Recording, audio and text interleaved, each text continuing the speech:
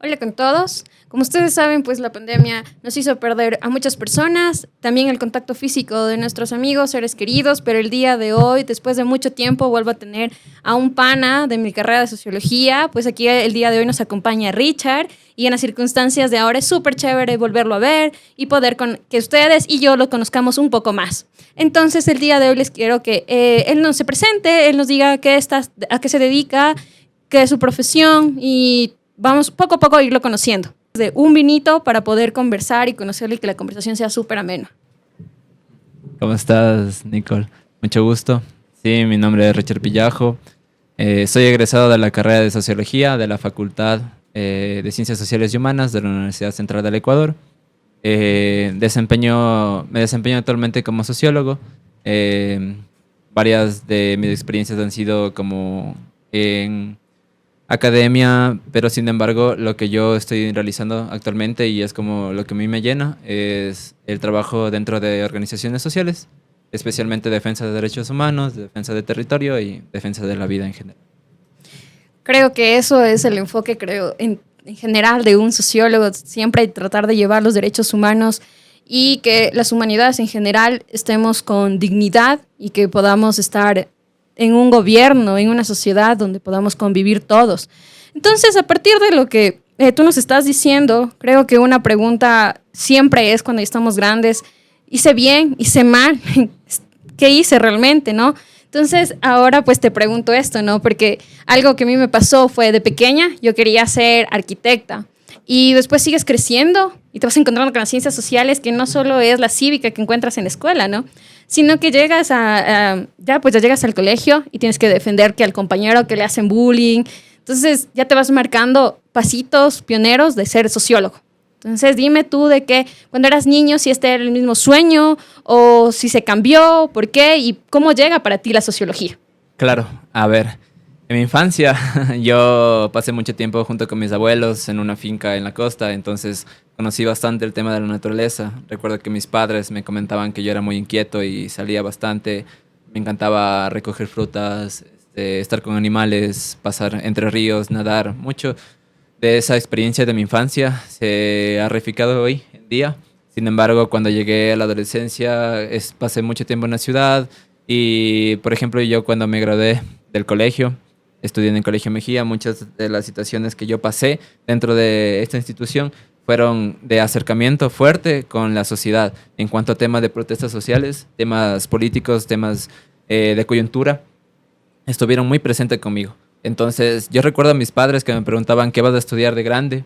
Fue algo súper complicado porque yo no tenía ninguna otra expectativa más allá de hacer lo que me apasiona y es conocer el mundo, conocer las sociedades y más que nada indignarme en contra de las injusticias. Entonces, esta experiencia, primeros momentos de lo que yo quería hacer en el colegio, me ayudó bastante. Cuando llegué al momento en el que tenía que escoger una carrera dentro de la universidad, me di cuenta que existía la carrera de sociología y dije como, quiero esto, no sé qué es, no sé cómo va a funcionar, no sé de qué voy a trabajar, pero si no escojo esto, no voy a hacer nada más de mi vida porque no me apasiona ninguna otra cosa.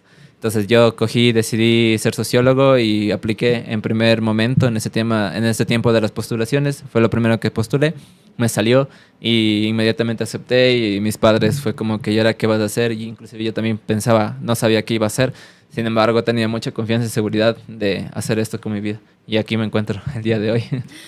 Oye, qué chévere, porque creo que justo en esta semana te comparto lo que a mí me pasó. Dice, ¿tú recomendarías estudiar sociología?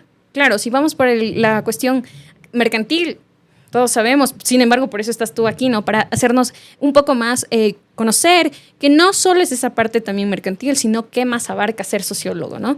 Pero, como te comento, pues, esta semana me dicen, ¿pero qué es la sociología? ¿Acaso es psicología o qué es? Entonces, no sé si tú nos puedas como un poco aclarar qué es sociología y después sí, cuéntanos cómo fue tu vida sociológicamente.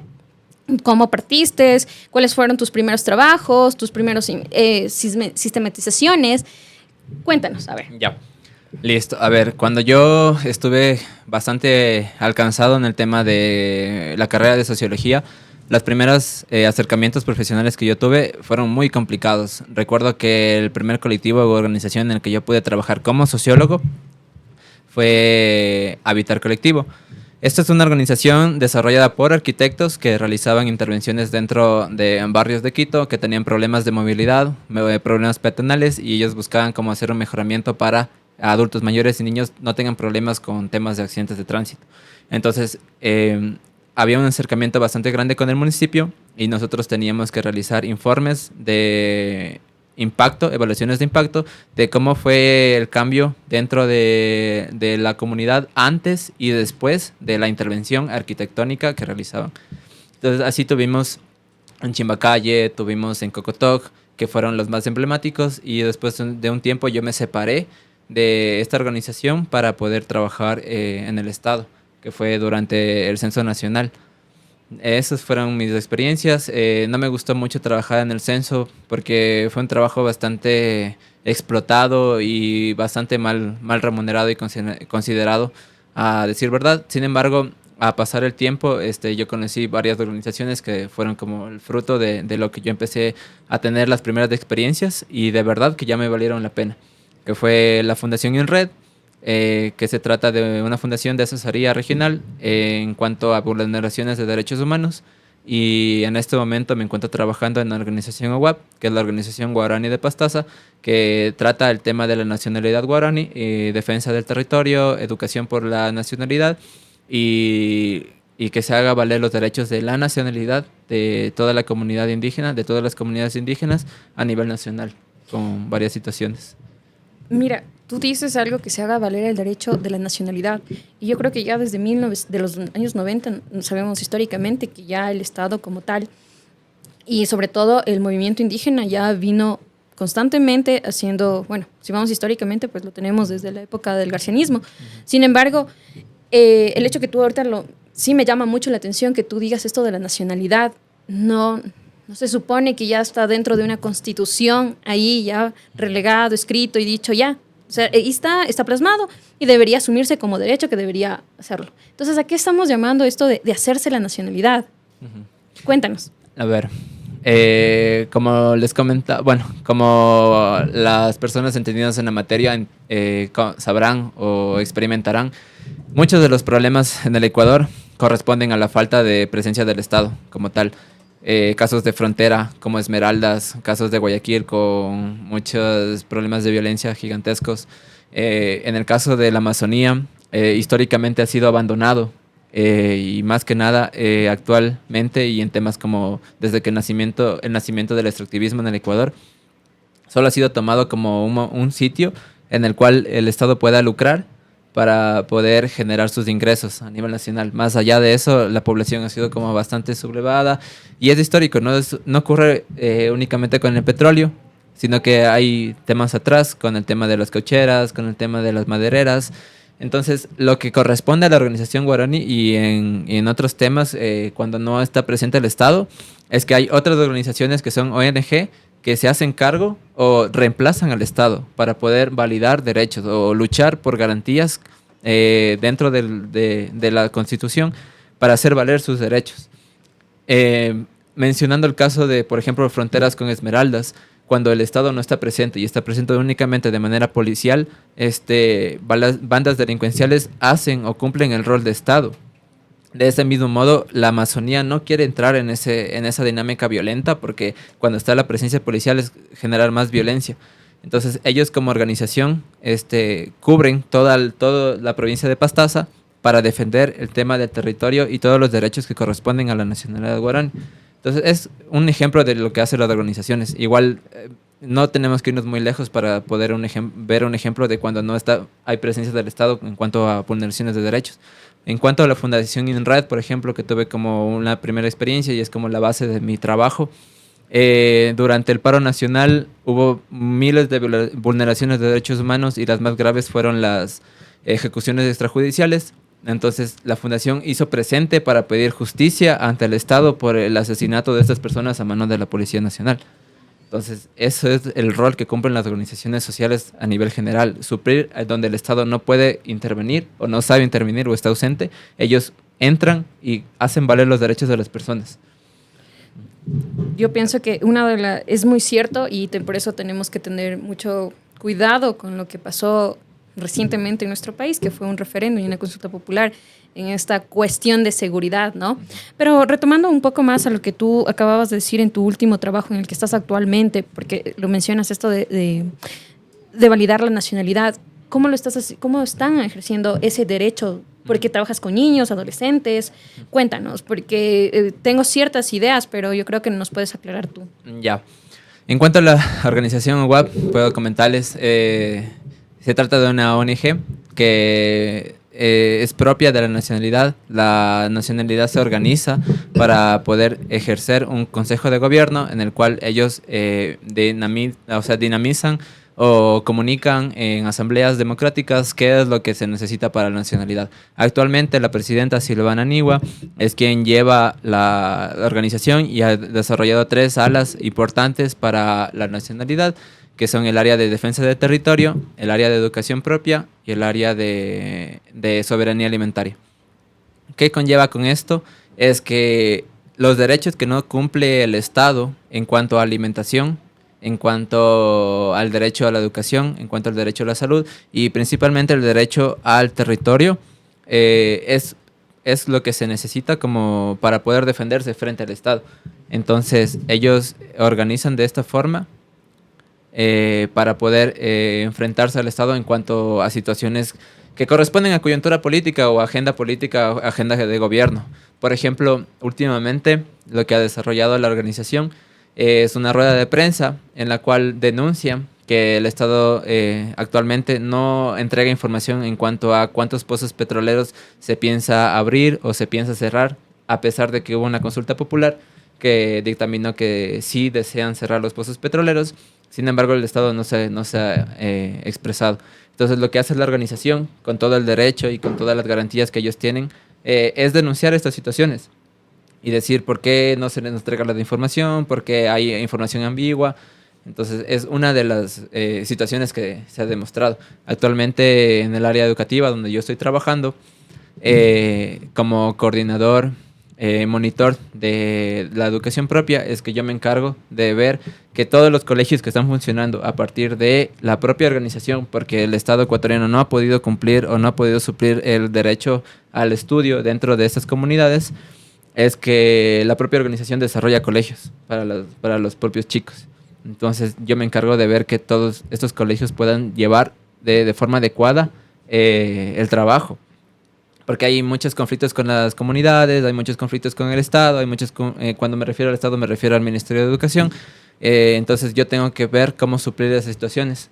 O sea, una de las garantías que pone la organización es que necesitamos internet dentro de las comunidades para poder desarrollar una educación digna, que sea de garantía.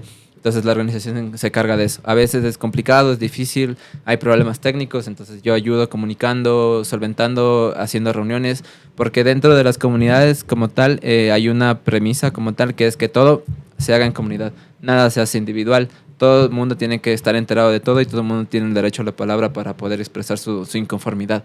Actualmente se están cerrando los colegios porque es época de cierre de colegio, de fin de año lectivo.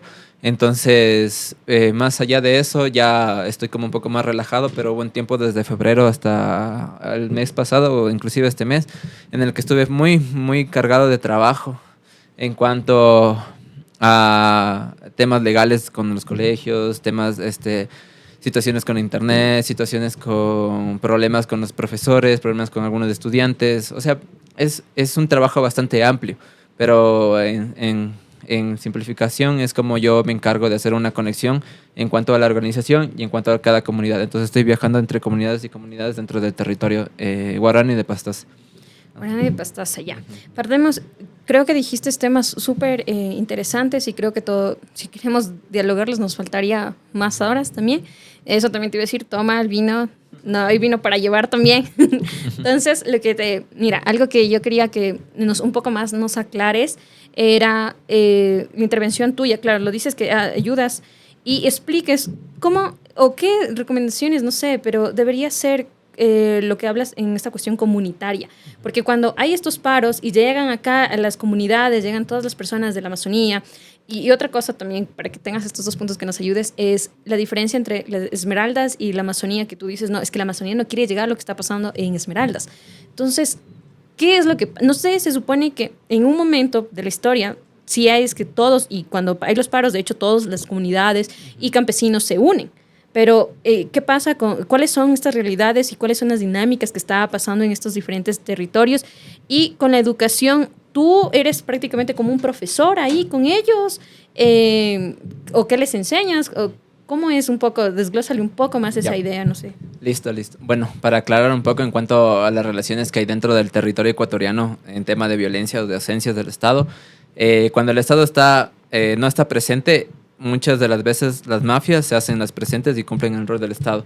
En el tema de Esmeraldas es mafias madereras en un tiempo histórico, no sé, 1940, 1950, y la ausencia del Estado, ausencias de políticas públicas para generar educación, para generar salud, para generar oportunidades laborales, no están presentes. Entonces, cuando está esta ausencia, el narcotráfico u otras situaciones más obligan a las poblaciones jóvenes a entramarse dentro de estas dinámicas para solventarse, para comer inclusive, porque es un tema de dignidad.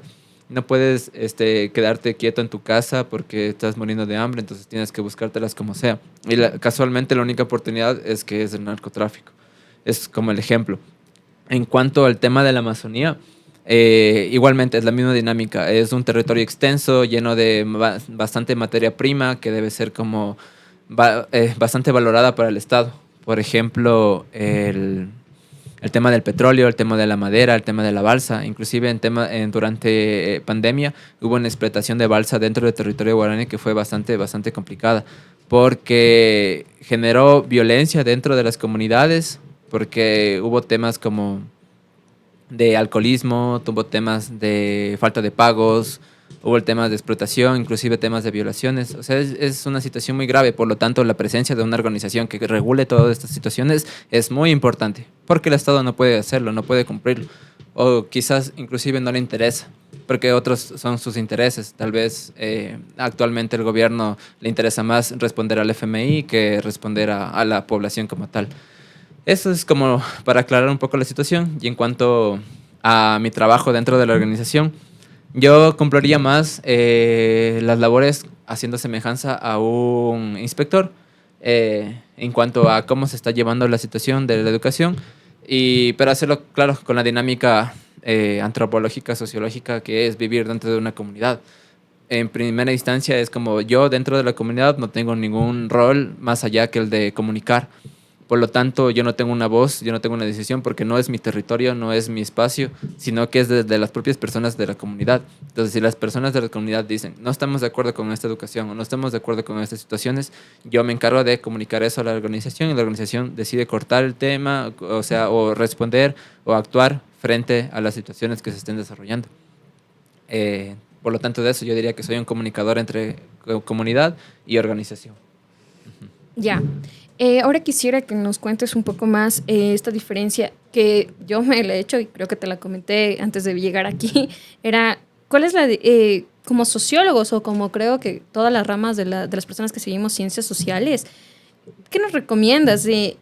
Porque yo estuve un tiempo también trabajando en oficina, pero no sé, era como que me picaban las manos, no sentía que era mi lugar, sino que yo sabía que tenía que estar en las calles, tenía que estarle viendo al vecino. Y después cuando yo estuve en una comunidad, bueno, yo estuve en Napo, fueron pocos días, pero cuando tú, pero Napo para adentro, no recuerdo exactamente el pueblito, pero ya verle el río, ver que la persona te está compartiendo su maduro caliente con el cafecito, ya todo cambia. Entonces, yo no sé si también, o sea, ¿qué nos puedes decir? Porque muchos, o sea, para el imaginario de muchas personas y de nuestros padres, de nuestros abuelos, hasta de nuestros panas, porque cuando tú estás en una reunión es, ¿qué sociología? Oye, ¿y existirá eso, no? Claro, tú te quedas como, oye, sí existe, yo estudio eso, ¿no? Ajá, sí. Ya, entonces eso es lo que sí, a veces sí te queda como un poco descuadrado en un sentido, pero de la realidad en la que vivimos y nos hacen las preguntas a nosotros. ¿Tú consideras que un sociólogo tiene que estar en oficina, en campo? Porque como tú lo comentaste antes, estuviste dentro del Estado y pensar que el Estado es como que la cúspide de donde debemos llegar, no es así, sino pienso que hay limitantes por las historias que tú cuentas y lo que hemos consultado, investigado, es mucho limitante. Ajá, sí. Entonces, claro, bueno, no sé si el Estado sea la cúspide para llegar, eso ya depende de cada persona, como qué es lo que busca, pero sin embargo, como te había explicado, hay muchos tipos de sociología y la sociología organizacional es como la que a mí me llena y me sirve. Y te puedo comentar un poco de mi experiencia cuando trabajé en la Fundación INRED.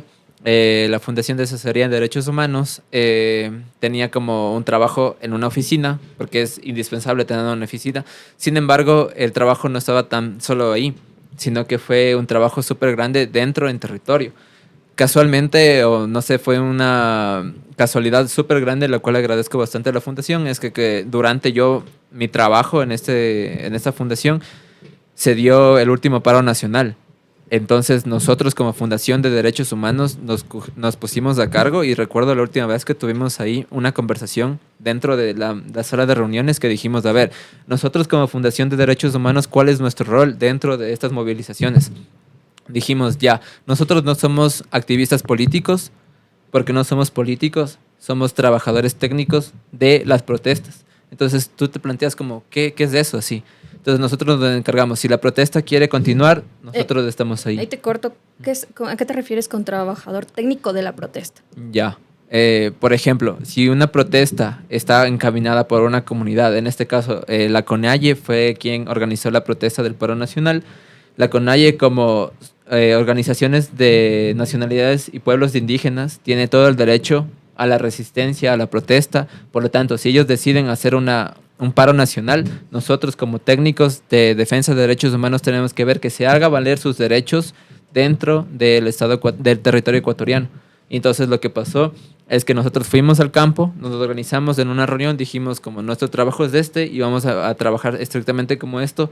Podemos estar de acuerdo con el paro, podemos estar muy enojados, muy furiosos por todo, pero vamos a ir a trabajar a lo que tenemos. Entonces fuimos ahí, yo me acuerdo que nos dividimos, abogados fueron a la fiscalía y nosotros comunicadores y sociólogos nos quedamos dentro del campo del paro, mientras los comunicadores se encargaban de dar el ala de videos de todas las situaciones. Nosotros nos encargábamos de dar primeros auxilios legales en cuanto a las detenciones arbitrarias de la policía. Ese era un primer aspecto y el segundo aspecto era como en cuanto a una persona era detenida, nosotros inmediatamente nos acercábamos, o sea, fueron situaciones muy violentas en cuanto a la policía, pero nos acercábamos a pedir números de cédula, datos, nombres, números de teléfono para poder contactar a la persona y buscar inmediatamente en qué fiscalía ha sido ingresada esta persona para nosotros poder sacarle.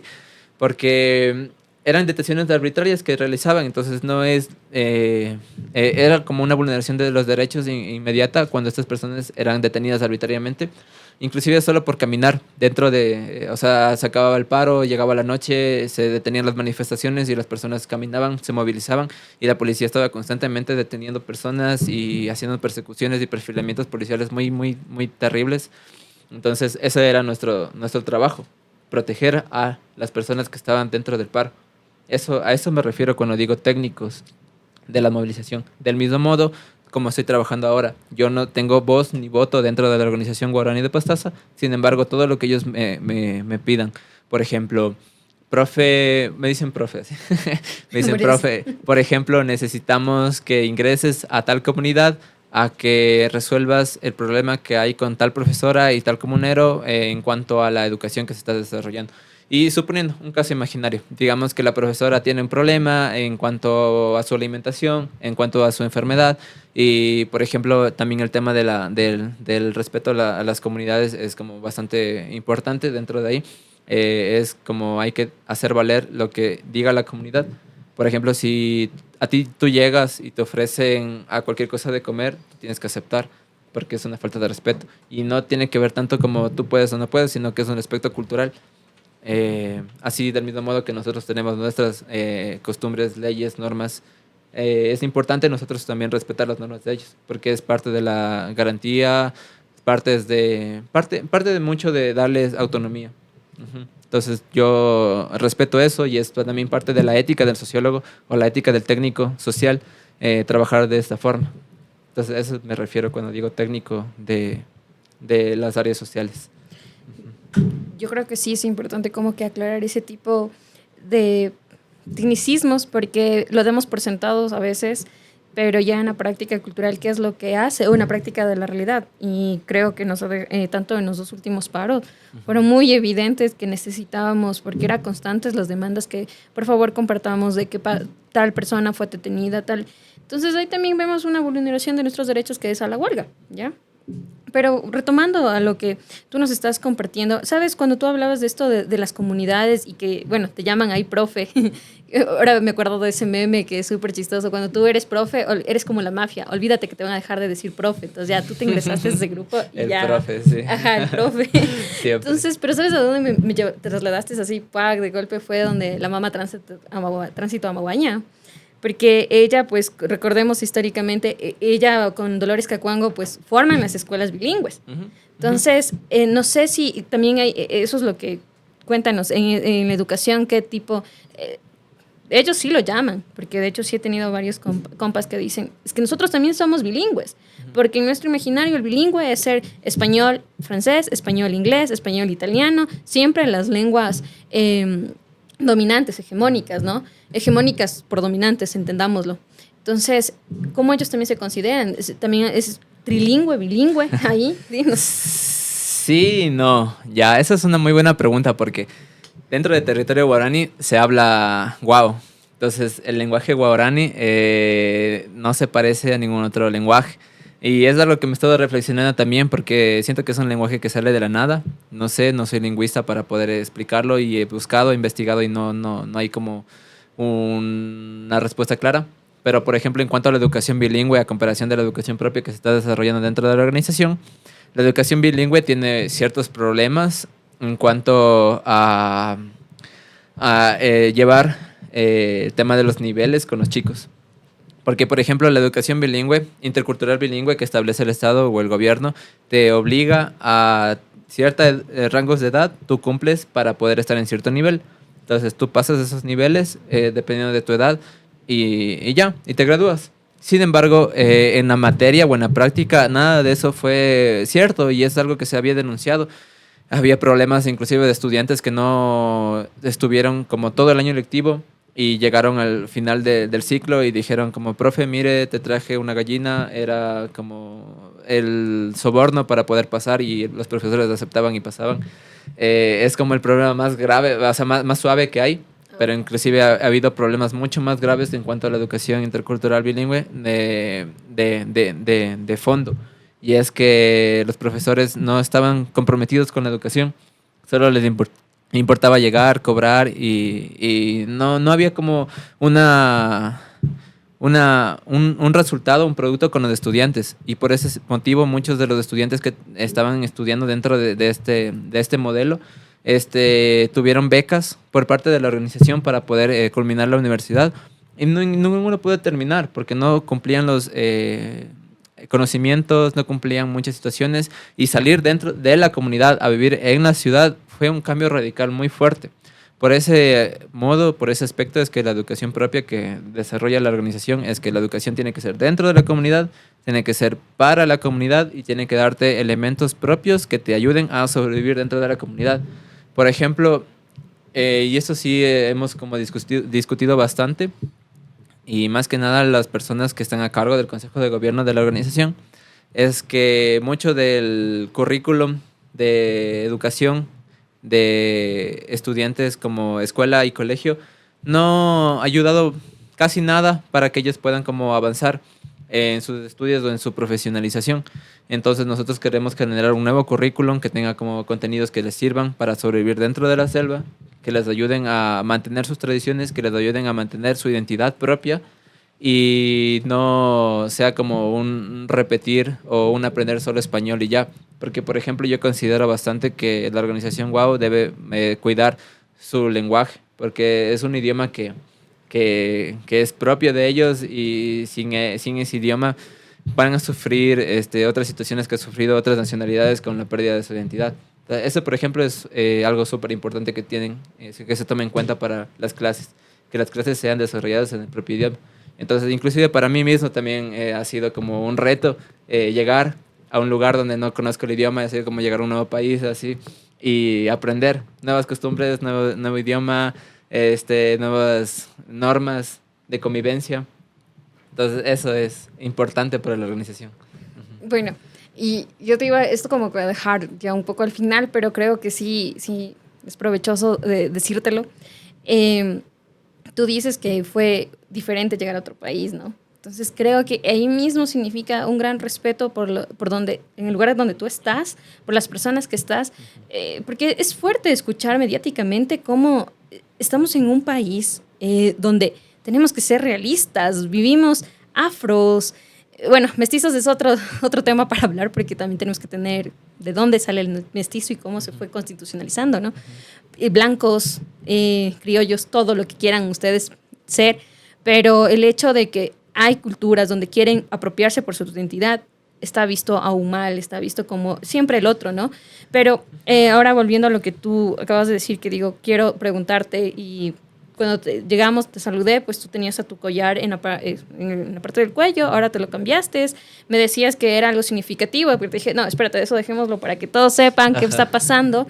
Y con esta, también la otra pregunta sería a la vez, yo pienso, eso también es, nosotros asumimos que siempre es este orden, ¿no? Bueno, ahora es prekinder y todos los iniciales de guardería, porque hay varias, y después escuela, que bachillerato, y tienes, por ende, la universidad. Y tú con lo que acabas de decir, no, es para que aprendan todo en la comunidad. Entonces, si explícales un poco más, explícanos más bien, porque nosotros siempre estamos con este formato de que cuando tienes un título eres algo, pero en cambio ya el asociar más con la comunidad, ¿para qué es? Ya. Bueno, ahí sí es un tema histórico que es un poco extenso, pero sí les puedo comentar. Bueno, en principio, comentarles un poco de este collar. Ya, cuando tú llegas a la comunidad no eres únicamente un profesor y se acabó tu horario de 7 a 8 como es en la ciudad. Nada que ver. Tú eres parte de la comunidad y por lo tanto eres parte de una familia y por lo tanto tienes que trabajar como tal. Entonces, ¿qué implica trabajar para la comunidad? Es que todo tu trabajo tiene que ser para todos. Entonces hay mingas y hay mucho trabajo comunal y muchas cosas. Hay muchos problemas inclusive, como en cualquier comunidad. Por ejemplo, hay cortes de agua, el agua que tenemos que ir a ver está bastante lejos, hay que trabajar. Básicamente te vuelves una persona propia de la Amazonía. Y por ejemplo, a mí en lo personal, a mí me gustó bastante cuando llegué el tema de la pesca. Me gusta mucho ir a pescar, subirnos en las canoas, irnos a los ríos, pescar, quedarnos como toda la tarde, estar así. Tú tienes que comprar un anzuelo y una línea, entonces tú coges lanzas del anzuelo y te quedas así pensando y conversando. Y inclusive pasan horas, tú no te das ni cuenta y estás conversando de cualquier frivolidad, estás conversando de cualquier cosa y solo sacas peces y ya. Y es tan divertido, es tan tranquilo, es tan pacífico, te cura de cualquier situación. No es como estás aquí como pensando, ya son las 8, tengo que llegar al trabajo y tengo que desayunar y tengo que responder tal informe y tal cosa, ¿no? Nada que ver. La nacionalidad y la cultura propia de los guau es como muy, muy tranquila, muy relajada. Es como que hoy, ¿qué vamos a hacer hoy? Vamos a ir a la chacra, que es como ir a sembrar yuca, a sacar yuca. Entonces sacamos yuca, llegamos a la casa, cocinamos eso y el resto del día es como vamos a conversar, vamos a dialogar, ¿qué más podemos hacer? Y es muy tranquilo. Asimismo, hay un chico que se llama Tonki, que es el nombre wow, con quien salíamos de cacería bastante. Entonces yo, con él y el profesor de la comunidad, porque como te digo, yo roto bastante entre comunidades, fuimos una tarde de cacería, entonces llegamos a una parte en la que había una huatuza. Entonces él, muy habilidosamente, sacó una carabina y le disparó. Bueno, esa también es otra situación. Muchos de los chicos han perdido como la habilidad de poder cazar con lanzas y cazan ahora con carabinas, que son unas escopetas bastante así. Pero sin embargo, eso también es importante mantener como la tradición de fabricar lanzas, fabricar collares, por ejemplo, ese propio collar. Todos ellos aprendieron bastante y ahora más que nunca están como muy orgullosos de llevar los collares. Y la verdad a mí me agrada bastante. Entonces yo me acuerdo que en ese momento, en cuanto él pudo cazar este animal, con ayuda de nosotros, yo le presté mi cuchillo de cacería, porque es importante llegar con herramientas también a la selva, porque no puedes llegar sin nada. Es súper peligroso y súper denso y no tienes que ser, bueno, lo que yo considero es que no tienes que llegar a ningún lado sin ser como una carga para las personas. Entonces, yo cachaba bastante cómo es la vida en la jungla, en la selva. Entonces yo le di mi cuchillo a él para que pueda seguir cazando. Entonces limpió el animal porque tenemos que comer igual. Entonces lo limpió el animal, lo secó bastante bien y tuvimos más carnada para seguir pescando. Entonces esa noche comimos muy bien, comimos muy rico, estuvimos muy felices toda la noche. Fue como un momento muy, muy, muy ameno en el cual yo siempre recuerdo y le estimo bastante a este chico que es muy buen cazador. Y entonces de él pasó un tiempo, luego yo tuve que organizar el juramento de la bandera, que era importante porque tenemos que responder también al Ministerio de Educación, porque si el Ministerio de Educación no valida nuestra educación, estamos perdiendo tiempo, entonces también tenemos que responder a situaciones que nos piden. Por ejemplo, existe el MOSEIF, que tenemos que dar como productos propios del MOSEIF para que la educación sea considerada educación. Entonces, eso. Uno de esos productos era que nosotros realicemos el momento o el acto cívico de juramento de la bandera. Entonces nosotros realizamos el juramento de la bandera y fue un momento súper, súper genial. Todos los chicos vistieron sus trajes típicos, todo el mundo cantó en el idioma guaraní y a la final cuando terminó todos estuvimos como muy agradecidos con todos, tomamos mucha chicha y este chico que te digo que tenemos una muy buena amistad, me regaló este collar. Me dijo, toma, profe, te regalo el collar porque tú me regalaste un cuchillo. ¿Sí? Entonces dije como que gracias, así, bastante agradecido. Entonces es algo que llevo bastante y, y agradezco mucho eso. Ya. Ajá. Verás, otra también de las cosas, oye, qué súper, no, en verdad sí me quedo y estoy imaginando todo lo que tú haces porque sí es diferente, pasas por más la experiencia que has tenido de tu abuelito, después de estar grande y pasarlo en Amazonía. Bueno, así sea cual sea la experiencia, así sea en el campo, pero estar en otro lugar que no es tu casa o la ciudad, que es lo que conocemos. Porque, miren, nótese las diferencias, ¿no? Aquí tenemos él tiene y él tiene. Entonces sí me llamaba mucho eso la atención, pero bueno. Entonces yo quiero que tú nos cuentes otra cosa más, que eso fue donde dije, tienes que hablarnos de ley de eso. Al final tú te estás diciendo que necesitan hacer un plan de currículo. O sea, ahorita lo están haciendo para presentarlo al Ministerio de Educación, Sí. enfocado a qué, y hasta qué. Entonces, es decir, y hay muchos chicos, yo imagino que ya debe haber chicos que te preguntan, oye, profe, ¿y cómo puedo hacer para la U? ¿Podré aplicar? ¿No podré aplicar? Sí, claro que sí. Y tú, imagino también ya cuestión, porque son, o sea, ya tú conversando con ellos, imagino también que les preparas, mira, esto va a pasar, o tienen aquí ya, no sé, como organización en la que estás, tal vez aquí algún espacio, o están haciendo como proyectos de buscar familias que les acojan para que sean esas familias de acogidas y sean espacios donde los chicos lleguen. Ya, a ver. La Organización Guaraní de Pastaza siempre está abriendo convocatorias para profesores, docentes que tengan como una perspectiva antropológica. No queremos profesores convencionales, sino que buscamos perfiles que entiendan la dinámica cultural de lo que es vivir dentro de una comunidad y la importancia que es sostener tradiciones e identidades propias de ellos para el futuro. Por lo tanto, siempre hay convocatorias y pueden buscar como la página OWAP, Organización Guaraní de Pastaza, para que estén como atentos. Esa es una. En segundo momento está lo que ellos hacen cuando se van a graduar. La propia, y eso me sorprende bastante también, a mí lo pilas que son los dirigentes propios guaraníes que organizaron todo para que cuando los estudiantes estén graduándose, ellos tengan como la oportunidad de ser becados para poder ser profesores dentro de sus propias comunidades. Entonces las comunidades son muchas y están bastante alejadas. Entonces es importante que cada comunidad tenga un profesor y mucho mejor si el profesor es propio de la comunidad porque puede vivir ahí y muchísimo mejor aún si él puede dictar clases en guaraní. Porque, o sea, todos hablan español, no te voy a negar, todo el mundo habla español, pero asimismo todo el mundo domina el guau. Entonces, ¿Y tú? sí, más o menos lo domino. Sí. O sea, más o menos llegué a dominarlo. Aún tengo tiempo dentro.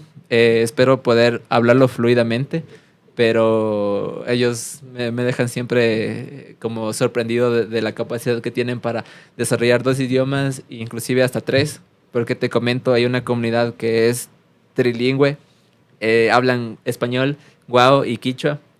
Ajá, que y eso también es como la comunidad que está en la frontera del territorio, choca con la frontera del territorio quichua. Entonces, muchas de las personas se han mezclado y entonces hay una comunidad que es fronteriza. ¿Entre provincias, ubicación? No existen provincias, o sea, es dentro de Pastaza. hay territorios, por eso se llaman nacionalidades, porque tienen un propio idioma y un propio territorio dentro del territorio nacional ecuatoriano, ¿cachas? Entonces, de esa forma es como ellos llegaron a crear una comunidad que se llama Daipare, en la cual se habla quichua, guaraní y español. Entonces, yo siempre que llego allá es como a aprender 3 idiomas, así. Estoy hablando quichua amazónico mientras sigo aprendiendo guaraní y puedo conversar en español tranquilamente todo, así. ¿Cachas? Es súper importante, súper genial. Inclusive los temas culturales que se dan ahí adentro.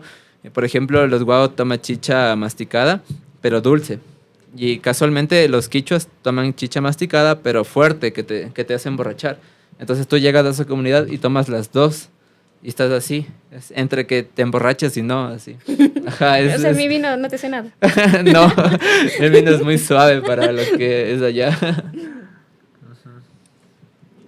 Eso. Y lo que te decía de esto del currículo, o sea, de lo que están claro. preparando. Ajá. Verás, con respecto al currículo de educación propia, es algo preocupante para la organización que muchos de los conceptos de lo que era ser guau se está perdiendo por la educación convencional. Porque la educación convencional trajo muchos requerimientos para poder aprender. Por ejemplo, tienen que aprender matemáticas, lenguajes sociales y todo esto para que ustedes se gradúen. Pero luego llegaba el punto en el que todos los muchachos que se gradúan perdían la identidad y buscaban una identidad propia fuera. Entonces veías a gente con aretes de metal, con vestimentas como aludiendo al narcotráfico, aludiendo como a música exterior, todos los problemas que hay aquí en la ciudad, ellos intentan como buscarse una identidad y pueden como repetir los mismos problemas que hay aquí. Por ejemplo, temas de delincuencia, temas de alcoholismo, temas de violencia sexual, todo eso. Entonces es algo preocupante. Por lo tanto, el currículum intenta como resolver estos problemas dándoles una identidad propia. ¿Y cómo se hace eso? Con la práctica. Tú aprendes lo que mismo que aprendían tus abuelos, a manejarte dentro de la selva, a hacer cosas que te sirven, por ejemplo, lanzas, herbatanas, collares, todo eso. O sea, es importante la educación, claro que sí, pero es importante también una identidad propia. Todo eso, y siempre no avergonzarte de hablar guaraní en público. Y inclusive yo, muchas de las cosas se aprenden con el ejemplo, entonces yo también aprendí bastante guau para poder como comunicarme y organizar asambleas, reuniones y todo esto en el propio guau, en el propio idioma, ¿cachas? Entonces de esa forma es como lo que queremos resolver, y de esa forma hemos trabajado tanto con abuelos, haciendo entrevistas, preguntándoles cómo se hacía antes, cuáles son los cuentos, los mitos. Me quedé muy loco cuando me enteré, o sea, una historia, no sé, es un poco cruda, pero dice que el origen de los guau data que una mujer dio a luz cerca de un río, y cuando se acercó al río a lavar al niño, se acercó un jaguar y se robó a esta niña. Y en cuanto se robó la niña, porque la mujer que había dado a luz, o sea, la madre de la niña, huyó de miedo, y entonces este jaguar se lo llevó a su cuna, a su cueva, y cuando la crió, le hizo su esposa, y le dio como 3 o 4 hijos. Entonces estos hijos eran los primeros guau, y estos hijos no sabían, o sea, no podían defenderse de su padre porque su padre jaguar era muy peligroso. Entonces ellos una vez, cuando el cielo y la tierra estaban como muy cerca, cogieron con sus lanzas, se acercaron a un filo de una montaña, golpearon el cielo y hicieron huecos para hacer estrellas, y ellos se convirtieron en estrellas, y así es como nacen los guaraní, ¿cachas? Entonces todos estos mitos, todas estas leyendas, cuentos que se dan, tienen que aprender los chicos. O sea, tienen que saberlo, y lamentablemente la educación no les da chance para eso. Entonces, Pero ya para finalizar, solo aclararnos un poquito lo que tú decías de esto de la universidad, y lo que te estoy diciendo, si hay chicos que quieren venir acá a la universidad. ya, por el momento sí. Vamos a abrir una convocatoria más, que es para un profesor de escuela, no de colegio, de escuela, que va a vivir en el río Nushino, en la comunidad de Gomatán. Es lo que estamos como atentos a lo que vamos a abrir el mes de agosto. Y más que nada, tener muy en cuenta que la nacionalidad no quiere o intenta evitar que más personas extranjeras entren. O sea, es estrictamente que yo estoy trabajando ahí, estrictamente que hay personas de afuera trabajando ahí, porque es necesario. Sin embargo, ellos necesitan sí o sí que sean ellos propios quienes lleven su proceso. Yo estoy totalmente de acuerdo. Entonces, cada estudiante que se gradúa del colegio tiene la posibilidad de acceder a una beca para ser profesor de su propia comunidad. Entonces, tal vez en el futuro ya no se abran más convocatorias, tal vez en el futuro se abran convocatorias para ser técnico, como es mi caso, pero por ahora es la convocatoria que se está desarrollando, la que les comento, para ser profesora de escuela en una comunidad en el río Nushino. Eso. Gracias. Y mira, para ya cerrar completamente, yo creo que sí, no, me gustaría que tú nos digas si es que cuando ya comenzaste a ejercer la sociología, no creo que cualquier carrera en general siempre hay un antes y un después. Entonces, ¿tú consideras que hay un Richard antes como estudiante y un Richard ahora? Claro que sí, bastante, porque la sociología no te sirve si es que no sabes hacer otra cosa más. Por ejemplo, cuando yo empecé, bueno, ha sido así desde el primer día en que empecé una organización. Tú llegas y tienes que aprender muchas cosas, tienes que saber muchas cosas más allá de eso, más allá de tu profesión. Siempre es bueno aprender cómo a colaborar. Por ejemplo, yo tengo mi licencia y en el Enreda ayudé bastante a manejar la camioneta del Enred, que era una camioneta gigantesca. Y teníamos muchos viajes, entonces a veces había falta alguien que maneje, alguien que lleve la camioneta, entonces yo sabía manejar. Igual lo mismo que me enseñó mi padre, a tener trabajos manuales. Todo eso se aplica en todo lado. Entonces, más allá de lo que tú aprendes en la universidad, también tiene que ver mucho tus actitudes en cuanto a qué tan colaborador, qué tan proactivo y qué tanto sabes de la vida en general. Básicamente, porque tú llegas a la comunidad y o te puedes morir de hambre o puedes ponerte las pilas y decir, a ver, enséñenme a cazar, enséñenme a pescar, enséñenme a cocinar en leña, enséñenme cualquier otra cosa, pero yo estoy dispuesto a aprender cualquier otra cosa más que sea necesario para yo mantener este trabajo. Entonces eso es muy importante, la proactividad que tú tengas como para adaptarte a cada trabajo. Es algo que es muy importante. Te agradezco mucho, pues espero te hubiese gustado también mi vino, este espacio donde tú nos compartiste tu vida, una partecita de tu vida, todas las experiencias que has tenido y pues a ustedes, público, como dice la abuelita, todo en esta vida toca hacer. Entonces eso es lo que él nos viene a plasmar, que a pesar que tengamos una carrera profesional, todo tenemos que hacer y siempre agradecer todo. Hasta una próxima. Muchas gracias.